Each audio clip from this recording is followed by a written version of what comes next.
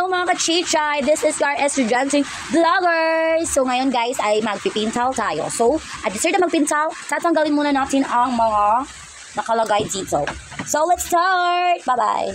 For the go! Ayan, sisimulan na po nating tanggalin ang mga bad sides mo. Mga dilata pala. Ang dami nating tanggalin sa buhay mga B.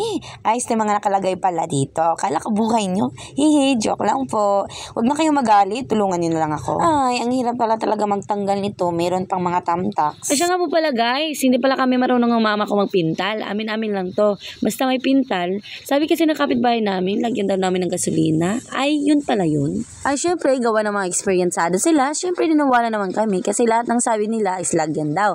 Para madali daw matuyo. Ay, syempre, inutusan ako agad ng mama ko. Bumili para konti lang daw yung gagamitin namin. Kaya nagdala ako ng lalagyan na mineral. Ay, nakarating na po ako sa tindahan. Ay, sabi ko nga po kung pwede lang makabili ng gasolina na po na itong mineral na hawak ko. Sabi naman po ni uncle ay pwede naman. Ay, magkano po ba yan uncle? Tag 31 pesos lang naman, sabi niya po. Ay, pag-uwi ko agad-agad ako nagliha-liha dito para matanggal yung mga libag mo. Ayos yung mga libag pala ng kahoy. Ay, of course, punta tayo sa exciting part mga B, ang paghahalo ng pintal. Gusto ko pala yung hindi masyadong pink. Kaya yung binili ni mama ay puti at red. Gawa ng hindi nga kami marunong. Ang binili ni mama ay pink talaga. Pero sabi ng mga kapitbahay namin ay red daw yung ihalo sa white. Ay para bang maging pink siya. Maraming salamat sa mga tuturo sa amin dahil hindi kami experienceado. Ay wag mo talagang kakalimutan yung paghahalo, B. Kailangan mo talagang haluin, B, para lumambot ang kanyang kaluuan. Ay joke lang po. Ayan ay sinimula na namin ni mama. Lumabas muna si Self dyan kasi naghahanap yan ng cartoon. Ay yung sabi ko nga po kay mama, yung saya-saya pa talaga magpintal. Ayun, kinuha ko kay mama, so ako yung nagpintal.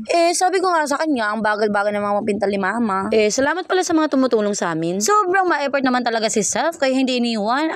Ma-effort sa pagpipintal. May tinatawag po yung first coating and second coating. May pahabol pa yan mga B, third coating. Pangatlo po talaga namin yung inulit para pantay talaga yung kulay niya. Ay, wala pa pala akong kain dyan. Hindi ko na naramdaman yung gutom. Gawa na nag-enjoy nga kami ni mama sa pagpipintal. Sabi pa ng mga tao sa labas, ang galing ko daw magpintal. Sabi pa nga nila, magkano daw yung sahod ko. Dahil sa sobra kong galing, pati kamay at paa, pinintalan ko. Ay, grabe naman talaga kayo magbiro. Malapit na talaga kami matapos dito dahil nasa baba ng aking kamera. Inutusan ko kasi si mama nilagay sa gilid ng aking cellphone. Kaso ang busy-busy na niya kasi may bumili at may kausap pa. Ay, grabe naman talaga yung camera natin. Nakabukus pa yan sa kilikili. Nagmamadal na nga kasi ako dahil may practice pa kami sa church. Gawa ng alas 2 kami nagsimula. Tapos alas 5 na, hindi pa rin kami tapos. Hindi na nga ako tinulungan ni mama kasi pagod na daw siya. Ay, hindi nga ako napagod kahit ayaw niya sa akin. Ay, joke lang po.